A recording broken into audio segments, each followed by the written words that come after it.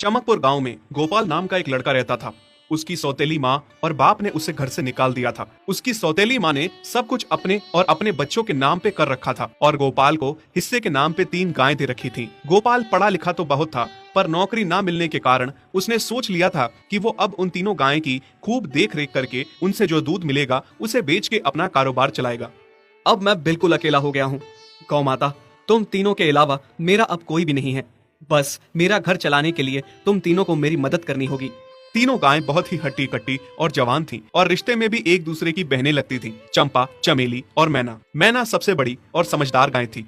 चंपा गर्भवती थी और चमेली को अभी अभी बच्चा हुआ था। वो दूध दे रही थी, जिसके दूध को बेच के गोपाल का थोड़ा बहुत घर चल रहा था। पर गोपाल को अब चंपा और मैना पे पूरा भरोसा था कि जब उनका बच्चा हो जाएगा तो वो खूब दूध देने लगेंगी और जिससे उसका कारोबार अच्छे से सेट हो जाएगा।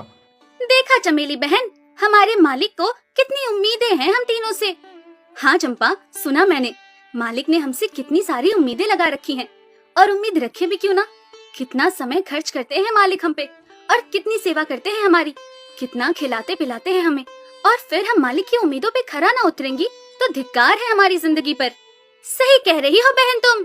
चलो हम तो मालिक के लिए कुछ ना कुछ कर ही लेंगे। तुमने बच्चा दे दिया है, दूध भी दे रही हो, मैं भी गर्भवती हूँ।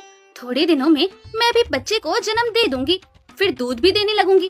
लेकिन इस मैना दीदी को देखो, हम दोनों से बड़ी हैं, एक बार भी बच्चा ना दे पाई आज तक। क्या इसका फर्ज नहीं बनता मालिक के लिए कुछ? ये तो बड़ी हैं, हमसे ज्यादा इसको मालिक के लिए करना चाहिए था, लेकिन हम छोटी होकर इतना सोच रहे हैं। तुम दोनों ऐसा क्यों कह रही हो? क्या गलत कह रहे हैं हम? सही तो कह रहे हैं। कितने सालों से बांझ पड़ी हो तुम। ऐसा कैसे कह सकती हो तुम? बच्चा देना ना देना मेरे हाथ में थोड़े ना है। मैं भी तो माँ बनना चाहती हूँ ना। मैं भी चाहती हूँ कि दूध दूँ और मालिक को मेरे दूध से कुछ फायदा हो। अरे तुम क्या बच्चा दोगी जो इतने सालों से नहीं दे पाई? तुम ये ख्वाब लेना बंद करो कि तुम बच्चा दोगी और तुम्हारे दूध से मालिक को कोई फायदा होगा। दोनों छोटी बहनें बड़ी बहन मैना की बेबसी का मजाक उड़ाती हैं और उस पे हंसती हैं। इस बात से मैना बहुत दुखी होती है और रोती है कि उसी की बहनें उसको दिलासा देने की बजाय उसे ताने मार रही हैं, उसका मजाक उड़ा रही हैं। फिर एक दिन गोपाल का पड़ोसी उससे कहता है, अरे गोपाल, तुम्हारी 2 गायें तो ठीक है, एक गाय का क्या है? उससे तुम्हें कोई फायदा नहीं है, बेच क्यों नहीं देते उसे? अरे नहीं नहीं भाई साहब, बेचना क्यों उसे? अभी बच्चा नहीं दे रही तो क्या पता कल वो बच्चा दे दे। कोई भी काम जल्दबाजी में नहीं करना चाहिए। अरे नहीं गोपाल, मेरे कहने का ये मतलब था कि तुम्हें अपना कारोबार जल्द खड़ा करने की जरूरत है, क्योंकि तुम्हारे घर वालों ने तुम्हारे साथ जो कुछ भी किया वो बहुत गलत था। अब तुम्हें जो भी करना है अकेले ही करना है। आगे शादी भी तो करनी है तुम्हें, उसके लिए भी खूब पैसा कमाना पड़ेगा। जब तुम्हारी सारी गायें दूध देंगी तभी तो कारोबार अच्छा चलेगा ना। हाँ, बात तो तुम सही कह रहे हो भाई। मेरी मानो तो तुम अपनी गायों को क्रॉस करवा के देख लो, शायद उससे बच्चा हो जाए। हाँ, ये सुझाव तुमने सही दिया, मैं कल ही ऐसा कर लेता हूँ। सुना तुमने मैना बहन मालिक की बातों को? कितना परेशान है मालिक तुम्हारी वजह से, पर तुम्हें तो कोई बात कह ही नहीं सकते। झट से बुरा जो मान जाती हो तुम। मैना ये सब सुन के बहुत दुखी होती है, पर करती भी क्या, उसके हाथ में कुछ नहीं था। गोपाल ने मैना को क्रॉस करवा के भी देखा, पर उसका भी कोई फायदा नहीं हुआ।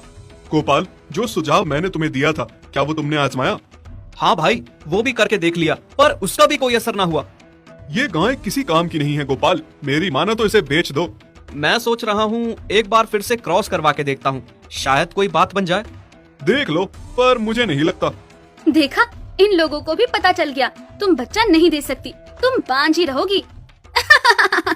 सही कह रही हो तुम दीदी, इतने जतन करने के बाद भी बच्चा नहीं हो रहा तो अब क्या होगा? गोपाल मैना को एक बार फिर से क्रॉस करवा लेता है। दोनों बहनें चंपा और चमेली मैना के बांझपन का मजाक उड़ाती हैं और उस पे खूब हंसती हैं। फिर एक दिन मैना चमेली के बच्चे के साथ खेल रही थी कि तभी चंपा देख लेती है। हाँ देख तो चमेली दीदी, ये मैना दीदी तेरे बच्चे के साथ क्या कर रही है? मुझे समझ में नहीं आ रहा, तू इस बांझ के साथ अपने बच्चे को कैसे छोड़ सकती है? जब मेरा बच्चा आ जाएगा मैं